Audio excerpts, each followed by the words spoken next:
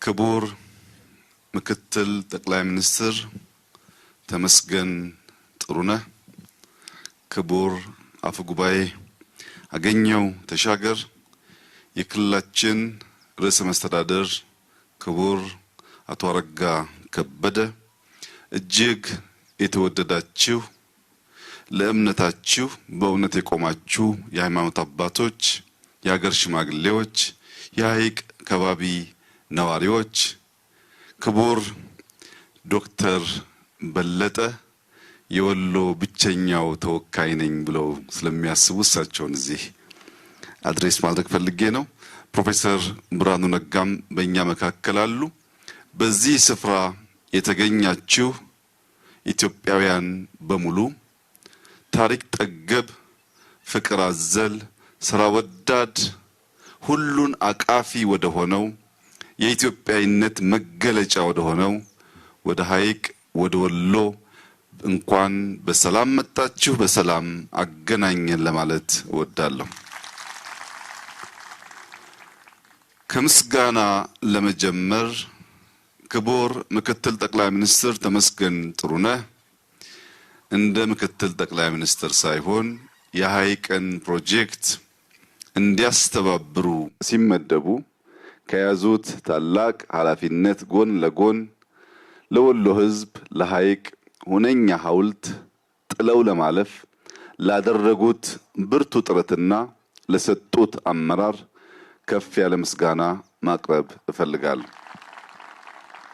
እንዲሁም ወጣቱ ኢንጂነር ንጋት በጎርጎራ ያሳየውን ብቃት እዚህ በሐይቅ መድገም በመቻሉ አንድ ምርጥ ፕሮጀክት ቢመራ ሙያተኛ ማፍራት በመቻላችን ለነበረው ጥረት ላስገኘው ውጤት ለስራው ጥራት ንጋትንም እንዲሁ ማመስገን እፈልጋለሁ። የኢትዮጵያን ነጻነት የኢትዮጵያን ሰላም ለማጽናት በላይ ዘለቀ ከተዋደቀበት ከባቢ የኢትዮጵያን ልማት የኢትዮጵያን ብልጽግና ለማረጋገጥ በላይነህ ክንዴ በመፈጠሩና እንዲህ ለቃሉ ታማኝ ሆኖ ወንድሙ ለሰላም ለነጻነት ያደረገውን ተጋድሎ እሱ ለልማት ለብልጽግና መድገም በመቻሉ በላይነህ ክንዴን እጅግ አድርጌ ማመስገን እፈልጋለሁ። ገበታ ለትውልድ የሚጣል አሻራ ነው። የሐይቅ ሪዞርት ዛሬ ላለነው ለኛ ምንም አይደለም። ነገ ሐይቅ ስትለወጥ ትውልድ ሲነሳ ብልጽግናን ሲጎናጸፍ ይህንን ሐውልት እንደ መነሻ ነጥብ ያስታውሰዋል። ገበታ ለትውልድ የተባለበትና የተመረጡ ስፍራዎችን አስተውላችሁ መታዘብ ከቻላችሁ ጎርጎራ በጣና ሐይቅ ባሉ ገዳማት ታሪክ ጠገብ አብያተ ክርስቲያናት፣ ገዳማት፣ መጽሐፍት ያሉበት ከባቢ ነው። ያንን ከባቢ ገልጦ ለማሳየት ጎርጎራ ጠቃሚ ነበር። ሐይቅ በከባቢ ያላችሁ ሰዎች ብታቁም ራቅ ካለ ከባቢ ያሉ ኢትዮጵያውያን የማይገነዘቡት አስደማሚ ታሪክ በግልጽ የሚታይበት ከባቢ ነው። ነገር ግን ያን ታሪክ ለመግለጥ የሚያስችል መሰረተ ልማት እንዲህ ያለው ልማት ያስፈልግ ነበር። በጣም ከሚገርመኝ የሐይቅ ከባቢ ታሪክ አንዱ በ10ኛው ክፍለ ዘመን አርመኖች በገጠማቸው ውጊያ ሀገር ለቀው ተሰደው ወደ ኢትዮጵያ ሲመጡ ያረፉት በሐይቅ ነበር። የመኖች በሀገራቸው መኖር ሲሳናቸው መጥተው ያረፉት እዚህ ሐይቅ ከባቢ ነበር። የአውሮፓ አሳሾች በ16ኛው ክፍለ ዘመን ሲያስሱ ከመጡበት ከጻፉለት ከባቢ አንዱ ሐይቅ ነበር። ኢትዮጵያ ውስጥ ከሰሜን፣ ከምስራቅ፣ ከደቡብ ከሁሉም አቅጣጫ ፍቅርና ሰላም ፍለጋ ኢትዮጵያውያን መጥተው የጸኑበት የኖሩበት ከባቢ ነው። ከሁሉ በላይ የሚደንቀው ግን ክርስትናና እስልምና ተከባብረው ብቻ ሳይሆን ተዋህደው ተዋርሰው ተስማምተው በፍቅር መኖር የቻሉበት ከባቢ ነው። በብዙ መልኩ ተዝቆ የማያልቅ ታሪክ፣ ተዝቆ የማያልቅ ትምህርት የሚገኝበት ይህ ከባቢ ይህን እሴት ከየት ተጎናጸፈው፣ ከየትስ ተማረው ብለን ታሪክ ስናገላብጥ የሐይቅ እስጢፋኖስ ገዳም የዚህ ሁሉ ምስጢር ሆኖ እናገኘዋለን። የሐይቅ እስጢፋኖስ ገዳም ያሉት ሶስት ዋና ዋና ዓላማዎችና መሻቶች ላለፉት 800 ዓመታት ኢትዮጵያን ስንመራ ኢትዮጵያን ስናጸና የነበሩ ህዝቦች በሙሉ የዚህን ገዳም አስተምሮ በውል ተገንዝበው ሰርተውበት ቢሆን ኖሮ ዛሬ ኢትዮጵያ የት እንደምትሆን ሁላችሁም መገመት ትችላላችሁ። የሐይቅ እስጢፋኖስ ገዳም ሶስት ልዩ ዓላማዎች አሉት። አንደኛው ስራ ነው። ስራ የሚል ገዳም፣ ከስራ ውጭ መለወጥ አይቻልም የሚል ገዳም ነው። ይህን ደግሞ በመናገር ብቻ ሳይሆን ወደ ቅጥር ግቢያቸው ሲገባ በእርሻ ባሳዩት ውጤት ገዳሙ ስራን የሚያስተምር ብቻ ሳይሆን ስራን የሚሰራ ማህበረሰብ ያለበት እንደሆነ ማሳያ ይሆናል። ሁለተኛው እጅግ አስደማሚው የገዳሙ ዓላማ ትምህርት ነው፣ ዕውቀት ነው። ኢትዮጵያ ውስጥ በነበሩ ግጭቶች፣ ወረራዎች ወርቁን እንካችሁ መጽሐፍቶቻችን ግን አትንኩ ብለው ማጽናት በመቻላቸው በአፍሪካ ውስጥ ጥቂት ሀገራት የራሳቸው ሆሄያት ፊደላት የፈጠሩ ቢሆንም አሁን ባለው ሞደርን ዓለም ውስጥ በአፍሪካ በድፍን አፍሪካ የራሱ ፊደል ያለው ብቸኛው ሀገር ኢትዮጵያ ነው። ይሄ በዋዛ ፈዛዛ የተሳካ ጉዳይ ሳይሆን እንደ ሐይቅ እስጢፋኖስ ገዳም ያሉ ዕውቀትን የሚሹ ዕውቀትን የሚያጸኑ ዕውቀትን ለትውልድ የሚያሸጋግሩ የቆረጡ ሰዎች በመኖራቸው ምክንያት ነው ትምህርት፣ ዕውቀት፣ መጽሐፍት ማገላበጥ ከስራ ቀጥሎ አንዱ መርህ መሆን አለበት በሚል የዚህ ገዳም አባቶች ለራሳቸው የኖሩት ብዙዎችን ያስተማሩት የነሱም ተማሪዎች በብዙ ከባቢ ለኢትዮጵያ መምህራን ሆነው እንዲያገለግሉ ያስቻሉበት ምስጢር ነው። ሶስተኛው ጾም ነው። ጾም ለስጋም ለመንፈስም እጅግ አስፈላጊ ነገር ነው። በመጾም በመማር እና በመስራት መላ የኢትዮጵያ ህዝቦች የሚመሳሰል አቋም ከያዙ የሚጾም ሰው ስጋውን መግዛት ስጋውን በጥርሱ መንከስ ስለሚችል ከክፉ ነገር የተጠበቀ ይሆናል። የሚሰራ ሰው ለክፉ ነገር ጊዜ ስለሌለው ከሚሰራው ፍሬ የተነሳ ውጤት እያየ የሚሄድ ስለሆነ ከክፉ ነገር ይጠበቃል። መጽሐፍት የሚያገላብጥ የሚያነብ ለዕውቀት የተጋ የተከፈተ አእምሮ ያለው ሰው ከልማትና ከትጋት ውጪ ለክፋት የተሰናዳ ስለማይሆን በሰላምና በፍቅር ለመኖር ብቻ ሳይሆን የሀገርን ታሪክ ለማጽናት በእጅጉ የሚያስፈልጉ ዋና ዋና ዓላማዎች በሐይቅ እስጢፋኖስ ገዳም ይገኛሉ። ይህንን ታሪክ 800 ዓመት የቆየ ገዳም እንደዚህ ያለውን ታላላቅ ዓላማ የያዘ ገዳም እንዴት አድርገን ነው እኛ ከበሻሻ መተን ማየት የምንችለው? እንደዚህ ያለው ሐይቅ እንደዚህ ያለው ሎጅ ካልተሰራ በቀር ይህ ታሪክ በሁሉም ጫፍ የሚታወቅ በሁሉም ጫፍ ትምህርት የሚወሰድበት እንዲሆን ከታሪኩ ባሻገር ታሪክ ገላጭ ስራዎች ያስፈልጋሉ። እነዚያ ታሪክ ገላጭ ስራዎች አንዱ ይህ ሎጅ ነው። በእርግጠኝነት የምነግራችሁ ከየትኛውም ጫፍ ጊዜውን ገንዘቡን ሰውቶ ሐይቅ የመጣ ሰው ቢያንስ ታሪክ ሳይማር ፍቅር ሳይጎነጭ ደስታና ሰላምን ሳይከናነብ ወደ መጣበት አይመለስም።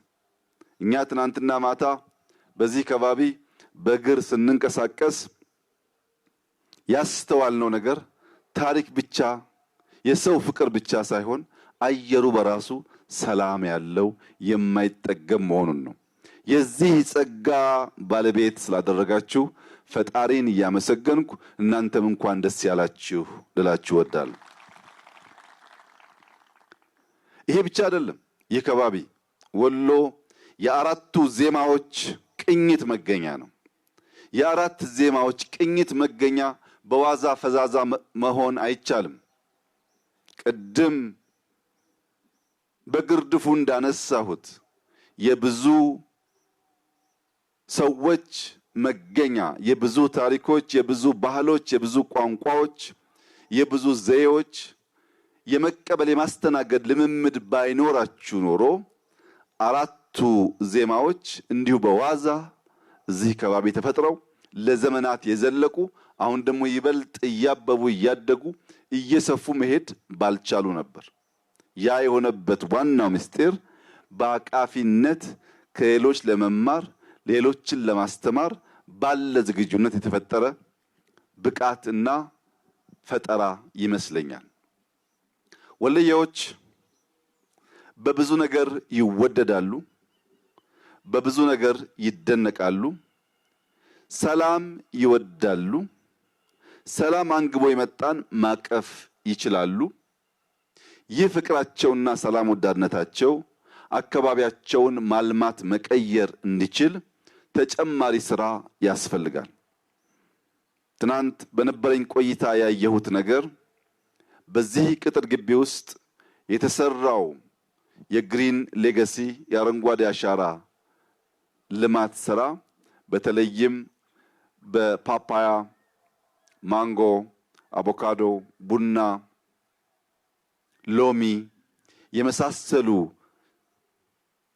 አትክልት የተከሉበት ግቢ መሆኑን ሳይ ዙሪያውን በሙሉ ሐይቅ፣ ለውሃው ቀረብ ያሉ ቤቶች ትንሽ ወደ ኋላ ገፋ አርገን ዙሪያውን በሙሉ ፍሩት ብንተክልበት እዚህ ያሉ ስራ ወዳድ አባቶች የከባቢውን ማህበረሰብ አስተባብረው የክልሉን መንግስት አስተባብረው በሐይቅ ዙሪያ በሙሉ የገጠመ ፍሩት ቢሆን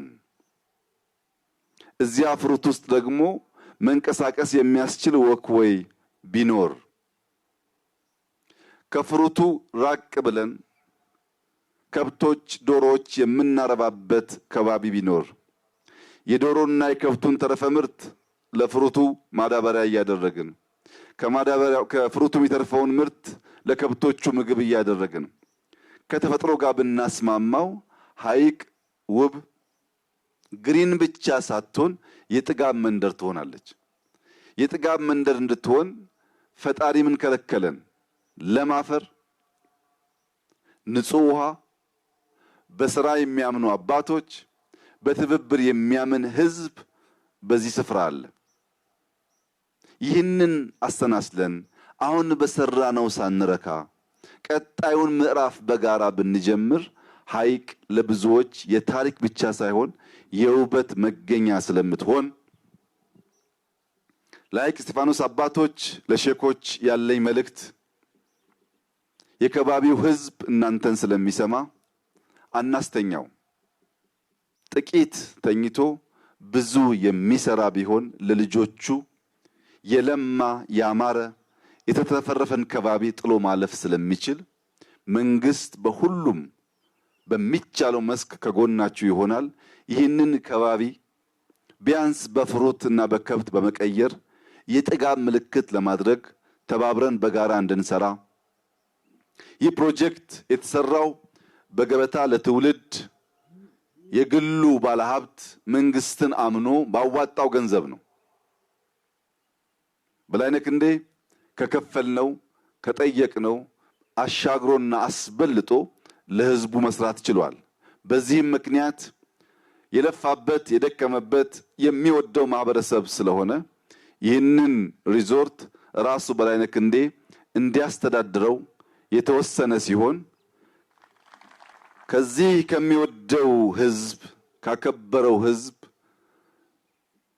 ጋር በመተባበር ከክልላችን ርዕሰ መስተዳድር ጋር በመሆን በሚቀጥለው ጊዜ ስመለስ ሐይቅ ዙሪያ ከጫፍ ጫፍ በፍሩት ተከቦ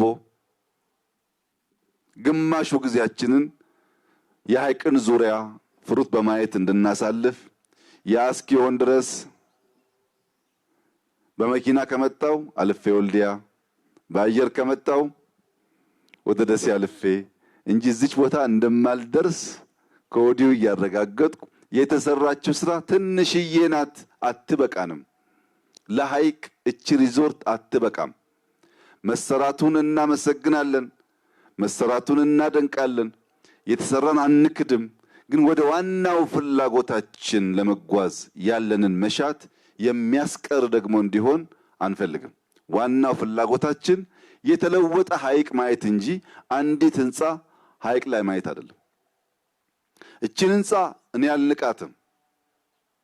ምክንያቱም በዚህ መንደር ያሉ እህቶቻችን ከዚህ ቀደም ወደ ሳውዲ ወደ ዩኤኢ ስራ ፍለጋ ሲሄዱ እና እንዲህ ያለውን ህንፃ ሲያዩ በእነሱ ሀገር ያልተለመደ የማይቻል በሰው ሀገር ግን ህንፃ፣ መብራት እንደዚህ የሚያምር መስክ ያለ አድርገው ስለሚያስቡ ሀገራቸው ያነሰች የሄዱበት ደግሞ የተሻለ ይመስላቸዋል። ዛሬ ግን ከዚህ ስፍራ ለስራ ወይ ለትምህርት የወጣ አንድ ሰው ቢኖር በሄደበት አገር መሰል ህንፃ ቢያይ አይ እኛም አገር እኮ የሚያምር መስክ አለ፣ እኛም አገር እኮ ለሪዞርት ለሆቴል የሚሆን ጽዱ ስፍራ አለ ብሎ የሚያስብ ያደርገዋል። ከሰው የተስተካከለ እሳቤና ልበ ሙሉነት እንዲላበስ ያደርገዋል። ከሰው ማነስ ደህነት ክፉ በሽታ ነው። ደህነት በውጭ የሚታይ ብቻ ሳይሆን በልብ የሚረገዝ ተሸክመነው የምንሄድ ጉዳይ ነው። በልባቸው ደሃ የሆኑ በአእምሯቸው ደሃ የሆኑ ሰዎች ቢያዩ እንኳን ማየት አይችሉም። የልብ ስብራትን ለመጠገን ልጆች መልካም ነገር እንዲያዩ መልካም ነገር እያዩ እንዲያድጉ ማድረግ በእጅጉ አስፈላጊ ነው። ዛሬ ይህ ድንቅ ስራ ለሐይቅ መነሻ ሆኖ ከገዳሙ ከታሪኩ ጋር ተዋህዶ ብዙ ልማቶች አምጥቶ ከዘመናት በኋላ ልጆቻችን ይህንን ጊዜ እያወሱና እያስታወሱ አንድ ቀን መልካም ጡብ መልካም መሰረት በመጣሉ ከባቢያችን ተቀየረ ብለው የሚያወሱበት የሚያመሰግኑበት ዘመን ይመጣል። እኔ ዛሬ እናንተ ፊት ለፊት ቆሜ የዛሬ 800 ዓመት ገደማ የተፈጠረ ገዳም ካልኩ ከ100 ዓመት በኋላ ልጆቻችን በምን እንደሚያወሱን ማሰብ የሚያስቸግር አይሆንም። በመልካም ለመወሳት ልክ እንደ ሐይቅ እስጢፋኖስ ገዳም መልካም መልካሙን ሰርቶ መልካም መልካሙን አስተምሮ ማለፍ በእጅጉ የሚያስፈልግ ይሆናል። ክቡራትና ክቡራን፣ ኢትዮጵያ እንደ ወሎዬ ናት። ወሎዬ በፍቅር ሲመጡበት አርሂቡ ብሎ እጁን ዘርግቶ በፈገግታ መቀበል ይችላል። ነገር ግን ወሎዬ በጸብ ሲመጡበት አጋለይ ይላል። ጸብን አንፈልግም፣ ጸብን አንሻም። ጸብ ከልማት ጸብ ከብልጽግና ያስተጓጉላል፣ ጉዟችንን ያራዝማል። ምንፈልገው እንደወሎዬ በፍቅር የመጣውን አርሂቡ ብለን እጃችን ዘርግተን ስቀን በፈገግታ መቀበል ማጉረስ ነው። ነገር ግን ኢትዮጵያውያንንና ደማችን ውስጥ አለና በጸብ ከመጡብን ደግሞ አጋለይ እንደወለየ ማለታችን አይቀሬ ነው። በዚህም ምክንያት ጠላቶቻችን ስንስቅና ስንሰራ የደማችን ክፋይ ነውና ለአርሂቡ ዝግጁ መሆናችንን እንድታቁ፣ ስንጎነተልና ስንነካካ ደግሞ ኢትዮጵያውያንንና አጋለይ ማለት እንደምናቅበት እንድትገነዘቡ ከዚህ ሰላም ወዳድ ሕዝብ ፊት በመሆን መልእክት እያስተላለፍኩ ወሎዬዎች፣ የሐይቅ ሰዎች፣ ፈገግታ የማይለያችሁ ፍቅር የተሞላችሁ ሁሉም በማቀፍ የምትታወቁ እቺ ጅምር ስራ መልካም ጅማሮ ነችና ተባብረን እናስፋት። ያማረ የበለጸገ ወሎዬን በጋራ እንፍጠር። የሚሰደዱ ልጆች በሀገራችን ቀርተው የሚሰሩ እናድርግ። የኢትዮጵያን ብልጽግና እውን ለማድረግ የምንተጋ የምንለፋ የምንጓዝበት መንገድ አንጥረን ለይተን የምናቅ ለዚያም የምንተጋ እንድንሆን አደራ እያልኳችሁ በነበረኝ ቆይታ ላሳያችሁኝ ፍቅርና አክብሮት እጅግ አድርጌ እያመሰገንኩ ፈጣሪ ኢትዮጵያና ሕዝቦቿን ይባርክ። ጊዜያችሁ የሰመረ ይሁን። ተከናወኑ። እጅግ አድርጌ አመሰግናለሁ።